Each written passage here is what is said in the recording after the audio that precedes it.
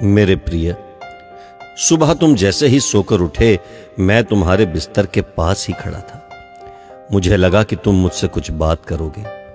तुम कल या पिछले हफ्ते हुई किसी बात या घटना के लिए मुझे धन्यवाद कहोगे, लेकिन तुम फटाफट चाय पीकर तैयार होने चले गए और मेरी तरफ देखा भी नहीं। फिर मैंने सोचा कि तुम नहा के मुझे याद करोगे, पर तुम इस उधेड़बुन में लग गए कि आज तुम्हें कौन से कपड़े पहनने हैं। फिर जब तुमने ऑफिस जाने के लिए ट्रेन पकड़ी तो मैं समझा कि इस खाली समय का उपयोग तुम मुझसे बातचीत करने में करोगे, पर तुमने थोड़ी देर पेपर पढ़ा और फिर खेलने लग गए अपने मोबाइल से, और मैं खड़ा का खड़ा ही रह गया।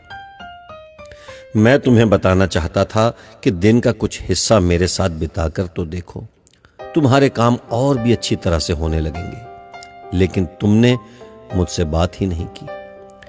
एक मौका ऐसा भी आया कि जब तुम बिल्कुल खाली थे और कुर्सी पर पूरे 15 मिनट यूं ही बैठे रहे, लेकिन तब भी तुम्हें मेरा ख्याल नहीं आया। दोपहर के खाने के वक्त जब तुम इधर उधर देख रहे थे तो भी मुझे लगा कि खाना खाने से पहले तुम एक पल के लिए मेरे बारे में सोचोगे, लेकिन यह भी नहीं हुआ। दिन का भी काफी समय बचा था।